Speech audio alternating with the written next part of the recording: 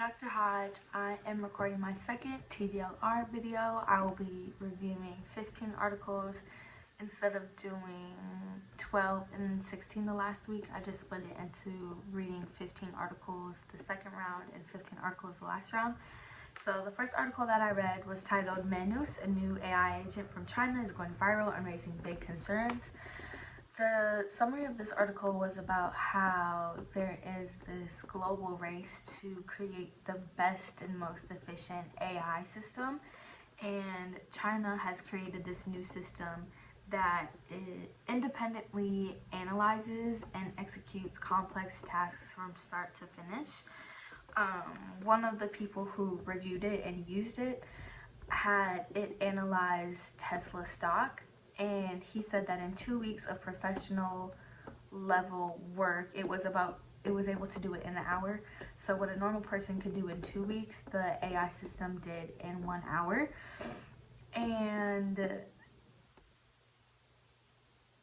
there's like back-to-back breakthroughs that signal US dominance in AI, but at the same time there's more breakthroughs that China has had.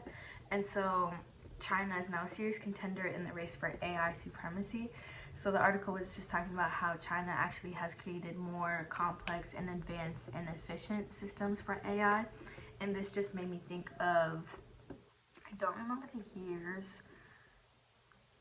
the 1960s or 70s, when there was the race to space and the US was competing with other global powers to see who could race to space. And it just made me think of how we're still racing to space with like SpaceX and Elon Musk trying to go to like Mars and live there, but it's like a new form of like this global competition and global racing, which I thought was interesting.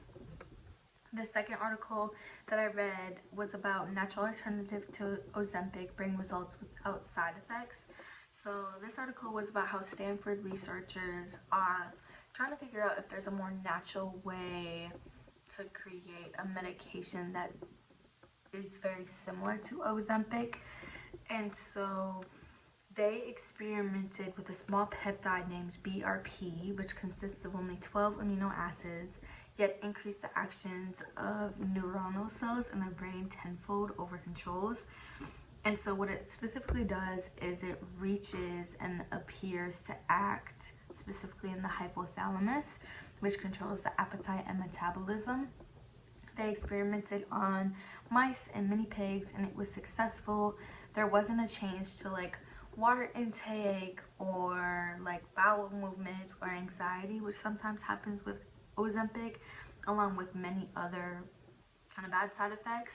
They haven't started testing this BRP on humans yet, but this relates to me because I know of a lot of people who talk about Ozempic and like the flat butt syndrome that it causes and other health concerns like strokes and heart attacks. So I think it'd be cool if they created a natural remedy. At the same time, it just makes me think of how kind of screwed up our food systems and cultures are here in America. I was talking with an international student the other day of how all of our food is just super processed, and a lot of international students, when they come to America, they just gain a lot of weight from the food.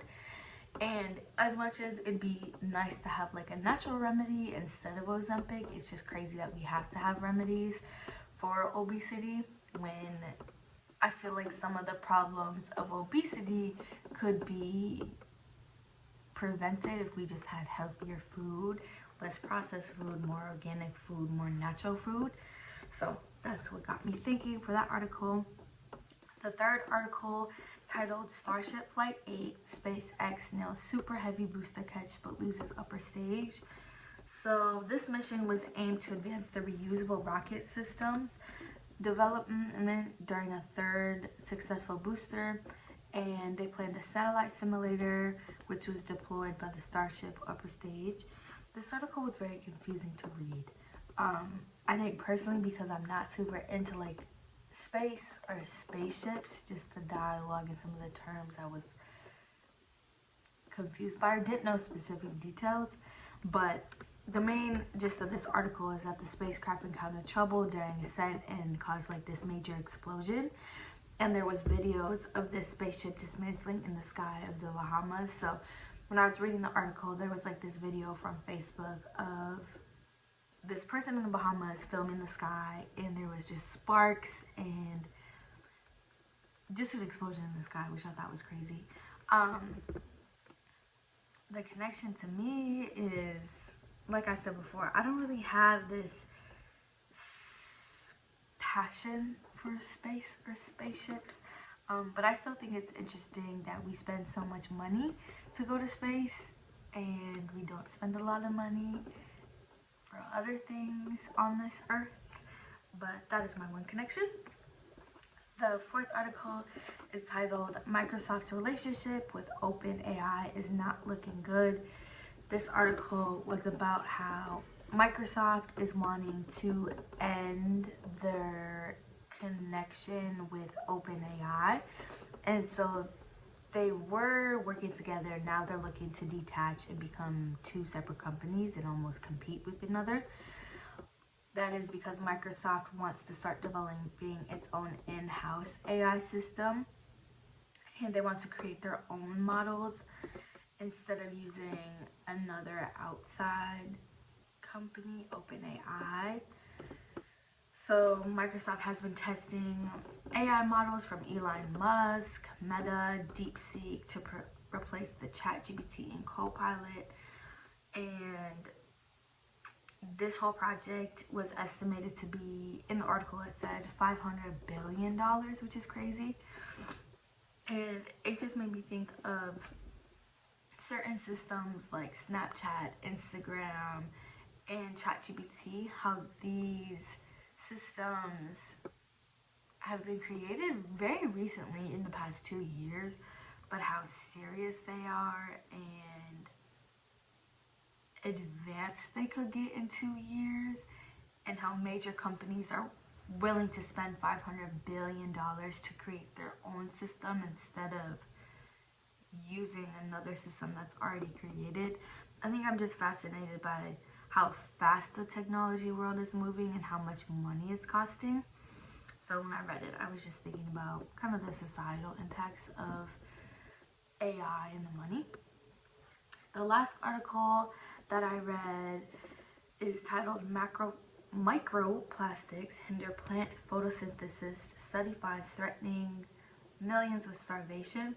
This article was probably the most interesting that I read out of the first 5. But researchers say the problem of food insecurity could increase to a number of people at risk of starvation by 400 million in the next 2 decades, which is wild. It was a Guardian article.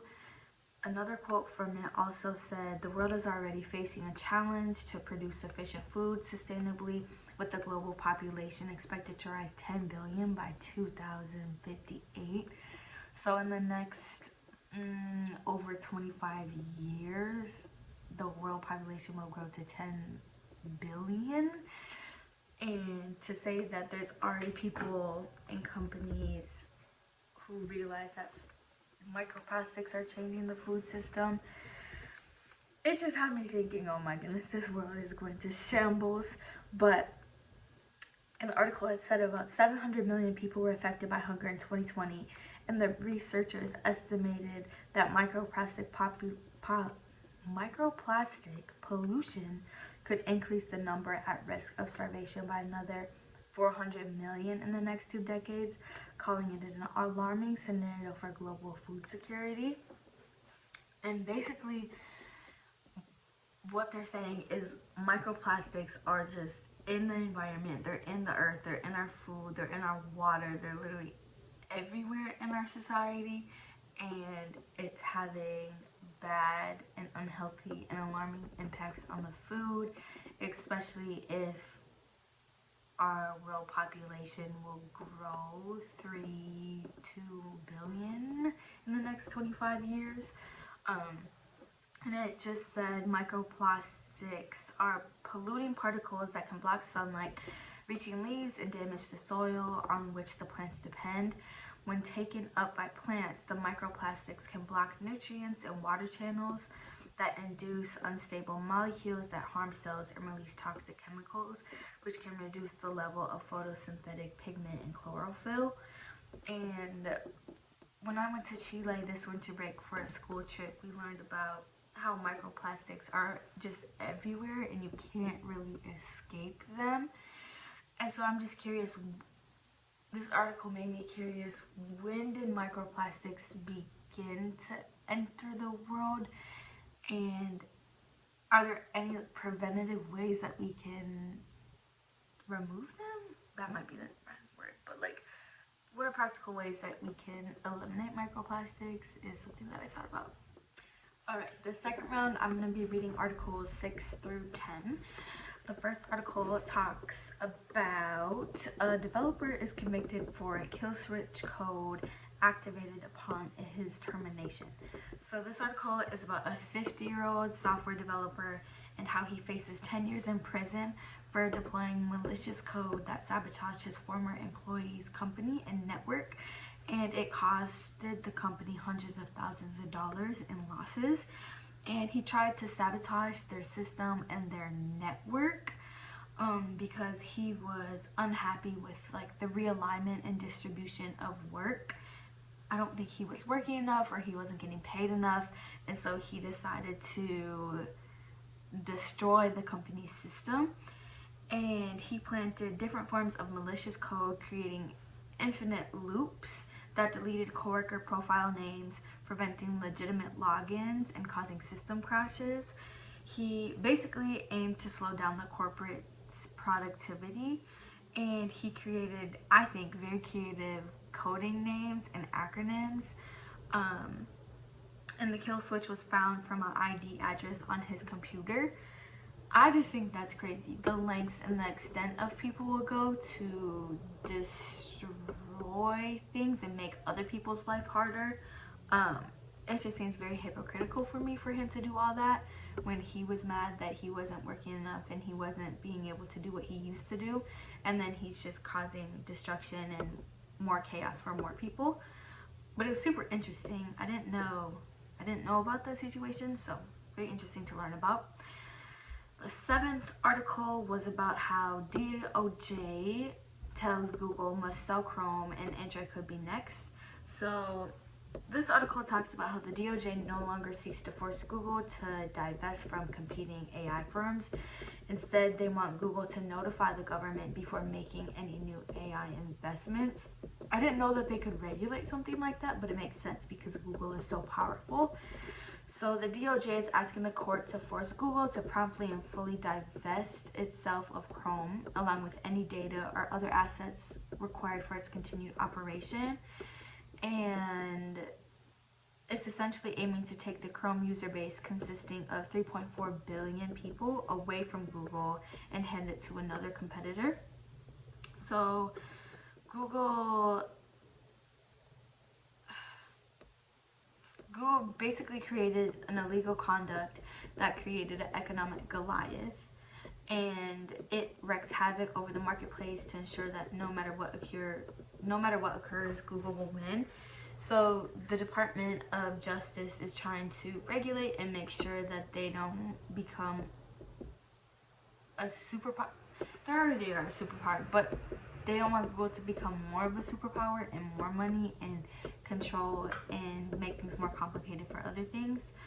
So Google's popular Chrome browser is still on the chopping block, was the final statement of the article, which is confusing because for a person like me who uses Google Drive, Gmail, Chrome to research things, I'm just interested how that will pan out and turn out. The eighth article is about an Australian man who survives 100 days with artificial heart in world first success. So Sydney surgeons are enormously proud because their patient in their 40s receives the Australian design implant, which functions as a bridge before the person received a heart donor. So this person had this artificial heart before they received another heart from another person. The Bivecor, it's an acronym, is a total artificial heart, and it's the world's first implantable rotary blood pump that can act as a complete replacement for a human heart. Crazy. Machines are crazy. every year more than there's a lot of people who need heart surgeries and who have heart problems. And in Australia, the article said that every year more than 23 million people around the world suffer from heart failure, but only 6,000 people will receive a heart donor. And so if they use this machine, this artificial heart, it could potentially save millions of people's lives, which is really cool. My grandma she was in the hospital for a while, and she's had a lot of heart problems, high blood pressure, she had a stroke, and she's just not super healthy. And so it just makes me curious if one day I don't want to speak that into existence, but one day maybe need that. And cool to think that there's things out there that have been created to help people. The next article is about the creators of Las Vegas Sphere want to open smaller mini spheres. The mini spheres would accommodate 5,000 attendees, and it would require a smaller investment. The big sphere entertainment costed around $2.3 billion to build, and it was an interactive venue. Bands like U2 performed there. And with the mini spheres, bands like U2 would create an immersive experience for fans who can't afford to maybe go see the show live in person. So this made me think of my dad. He's a big U2 fan, and I would just be curious if he'd be willing to spend more money to see them live in person, or if he would be okay going to the mini sphere and seeing a hologram and them on the screen. I just thought that was very interesting, how you don't necessarily have to see your singers or your band in person to get this immersive experience, which I thought was cool. The last article of this segment was titled "The New Pixel 10 Leaks Shows Google Adding Another Camera." And this could be the first time a base Pixel phone has 3 cameras. Both my parents have Pixel phones, and I've always said I wanted to get one after my iPhone breaks down. This one is cool because there's a new chip added to the phone, and the phone will be a fraction bigger. I would consider getting a Google Pixel. I honestly think so, because I guess I'm just used to like the Android Google setup, and I hate all the notifications saying my iCloud is backed up and full. So I would get a Google Pixel. It has 3 cameras. Who wouldn't want 3 cameras? Alright, the final segment of this video is going to be covering articles 11 through 15. The first article that I read was How I've Run Major Projects. This article was written by a project manager, and they went over details and keys and important information that you should know if you want to be a project manager and how to manage a group of people. So the first thing that they talked about was you have to have focus and maintain a detailed plan for your vision. Second, run a OODA loop, which stands for observing, orient, and decide and act. So the OODA just basically means how it's important to observe and stay orientated, to make decisions and to act on those decisions. As a project manager, you also have to over communicate. You have to create sub-projects and delegate tasks for people. They said it's also important to have fun. It's important to avoid senti threads, which is a term that I've never heard before. Basically just meaning if the thread of emails is over 10, that you should probably just create a new email strand so things don't get lost in translation. The second one was don't use DMs. I feel like that's kind of obvious because it's a little bit unprofessional. Some other things are to create weekly broadcast updates, plan and roadmap milestones. This relates to me because I definitely thought of being a project manager. I talked to Nikki about it. The only thing that kind of makes me not want to be a project manager is that you're often like, as a woman, sometimes like the mom of the group, and you have to like delegate and people look up to you, and if someone doesn't complete their job, then it looks bad on you. And so there was just a couple of things that I was like, I don't really know if I would consider that as a possible career because of just the weight of it, but at the same time you get paid a lot of money, and I think I would be great at it. The next article was about how good times in tech are over. This author said that tech companies used to be incentivized and used to hire people like crazy. They used to do a lot of low risk, high reward things, even if it ended up wasting money. But in 2003, there was an underlying economic situation that reversed some of the ways how technology companies worked, which caused interest rates to go up, and the incentives of the company were completely flipped. Now suddenly it was important to be profitable, or at least make lots of money, which was like very different from even just a couple years ago. The idea that this author said that the idea that AI taking over software engineering for jobs or contributing to layoffs is, as far as he can tell, currently pure fantasy. So basically the author is saying that he doesn't believe that AI systems and technology are taking people's jobs, which really this just relates to me because I feel like I disagreed with a lot of what was said in this article. Have I done research about how AI is contributing to taking people's jobs? No. I feel like it's just what I've heard. Like, AI is going to take people's jobs. Maybe it's not right now, but it was just interesting. The article was about how to stay afloat in the vibe shift of this technological world. The other article was titled Career Advice in 2025. So I was excited to read this because I was like, oh, as a senior, this might be interesting for me going into the workforce. But this article was not written for me. It was written for senior executives and senior managers who were hired from 2010 to 2020. And they're trying to figure out how to manage their staffs differently in the changing technological era. And it said that managers generally need to evaluate the period based on their ability to hire. They need to maintain and motivate their teams. The current market doesn't value those skills particularly high, but instead prioritizes different set of skills, such as working in the details, pushing pace, and navigating the technological transition to foundational models.